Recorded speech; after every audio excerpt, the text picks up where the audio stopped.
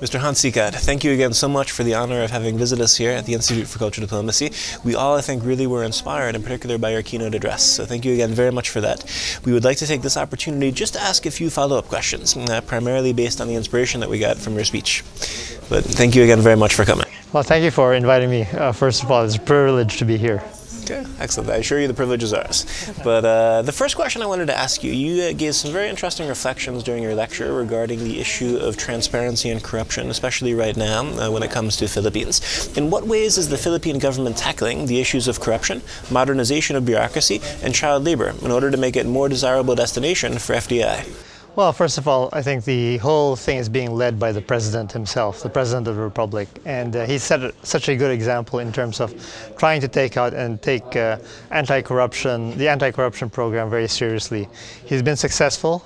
He's actually been credited with going head-to-head with the former Chief Justice of the Supreme Court, who was accused of certain things. And that has set a great tone for not just the government sector, but also private sector in terms of trying to behave and understand and actually live good corporate governance as a kind of a day-to-day type of thing. Now, with respect to the government bureaucracy, the other thing that's being done now is outside of trying to professionalize the ranks and hiring from various places, there's an attempt to try and upgrade salaries and benefits such that they're slightly more competitive to the private sector. They're benchmarked perhaps more correctly. I think secondly, there's a higher level, I would argue, of pride about being and serving in government or government-related organizations, primarily again because of the example of the President. And when you have these situations and it translates to, as I mentioned earlier, better transparency and hopefully, as it turns out, better execution and in terms of following laws, including child labor laws or just basic labor laws.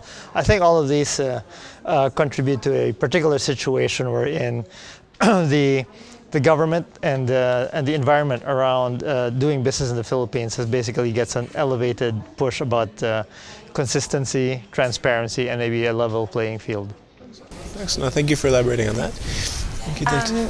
Actually, to follow up on that, in creating a stable environment for doing business, do you perceive development aid to be an effective method for boosting economic growth in receiving countries, or do you consider it a hindrance to the achievement of self-sufficiency? And what alternative means would you suggest?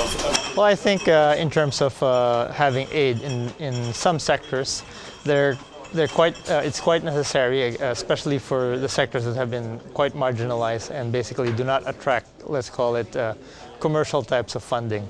I would think that aid should be viewed as a catalyst, usually to jumpstart either programs or services that would not be there otherwise, and usually to help sectors of the economy as well as sectors of society which don't get the usual benefit from, say, normal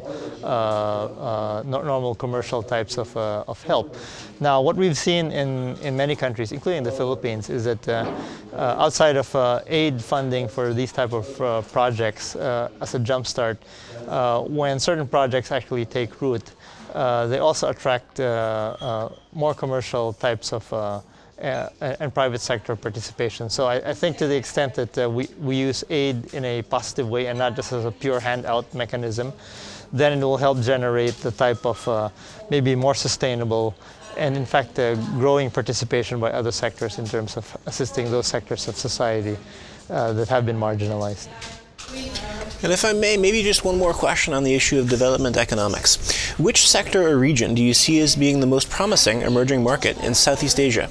And do you perceive the technology boom to be a sustainable platform to stimulate the region's expansion via means of cultural diplomacy? Oh, that's a tough question, but let me try and address it. I think that in terms of the sectors, there are a number in Southeast Asia which in fact will continue to attract investment and attract from the business side a lot of interest and thereby growth. Asia has always been, I think, centered around the property types of businesses for one reason or another, just because as part of the portfolio management, the old saying goes that they don't make land anymore. So typically investment in scarce land tends to be one of the kind of benchmarks. So that will continue to do well, and that will be, I think, across Southeast Asia. I think that in respect of specific sectors, energy will continue to be very important for Southeast Asia because it's in a huge growth path. And of course, growth means that there is a requirement for energy. And I guess as we talk about energy, that's where technology comes in. So it's not just the old ways of using and mining carbon-related types of basic fossil fuels, and now some of the more sustainable and new technologies are becoming more popular. So whether it's hydro, it's solar, it's geothermal, these type of things are going to be very important. And it's interesting because Indonesia, Philippines, Malaysia, and Thailand all share very similar demands for energy. And then I think finally, as one sector goes, we're going to find out that I think the financial sector in all these countries are going to be good beneficiaries of the boom. Now, maybe trying to address technology in particular. I think the technology, especially the investment in fiber optics and telecommunications, has actually created a lot of industry and growth in all the Southeast Asian countries over the last few years. And in the Philippines, one of the sunrise industries has been the business process outsourcing, mainly because of the fact that communications, or access to communications, internet speeds through broadband, and of course high computing power has basically allowed this industry we're in without having to physically transport people, but they can virtually work, say, in the Philippines and basically support industries outside of the Philippines. That's actually a perfect tie-in to our next question about human capital. So the Philippines is widely acknowledged as a major source for skilled labor. And so what advice would you give to less developed countries in the Southeast Asian region to increase the competitiveness of their human capital? Well, I think you hit the nail on the head. The most important thing really is education. And I think especially primary and secondary education, just to get a base level of competence for the youth. And of course, as we are seeing more and more, tertiary education is also a must. One of the interesting things in the Philippines, at least over the last year, they finally increased the years of, let's call it, primary and secondary education up to like grade 12 now. Previously it was only the equivalent of maybe like a grade 10, and that due to, I guess, budget situations. But I think the government realized that it's something that is probably the only thing that will continue to make the Philippines, and it's the same thing with other countries, continually competitive, where you have the continuous upgrades. So I think that's really the basic advice to everybody, and I know it costs a lot of money, and governments will, as well as the private sector, have to be quite creative in making sure that they focus and ensure that these sectors are well funded. Allow me to ask the concluding question linked to the topic of the panel discussion that we had, namely corporate culture diplomacy. Corporate culture diplomacy activities are privately funded programs that encourage the exchange of cultural practices and values, ultimately promoting intercultural dialogue and respect. Corporate culture diplomacy activities cover a wide spectrum of diverse fields and stakeholders. So my questions: to what extent do you think that private sector corporations should engage in corporate culture diplomacy practices? And in what ways does corporate social investment help to strengthen intercultural relations in our increasingly interdependent and mobile world? I think that there's a growing realization of corporates to basically say they have to be part of this in a more active way.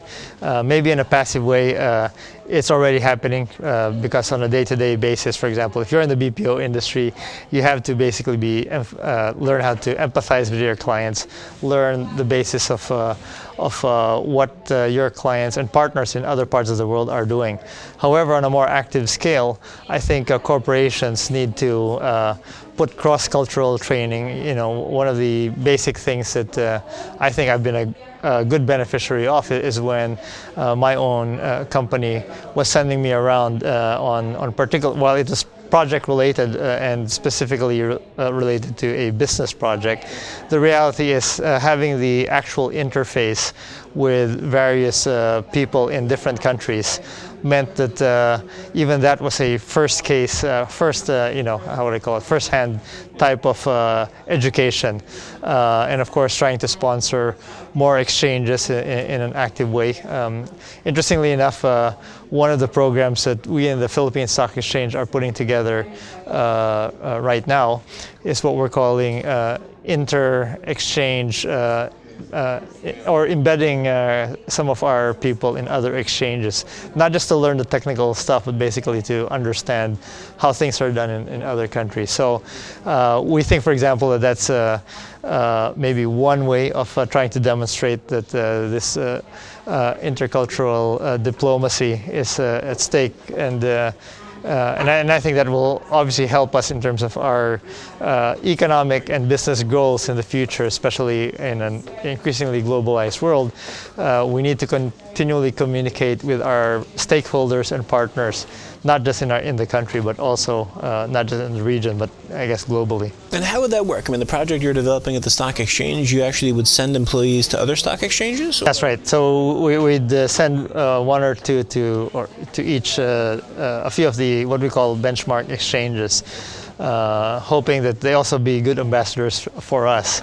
At one level. On second level, they're also learning about how other exchanges are monitoring and doing things in a best practice way, hopefully, and can basically educate us on the ground when they come back. Well, thank you very much for the opportunity to extend our dialogue in the format of the interview, and we very much hope that we can develop our collaboration with you as well as with the Philippines. But thank you very much. I'm looking forward to it. Thank you again for everything. Okay, thank you. Thank you. Salamat. Thank you.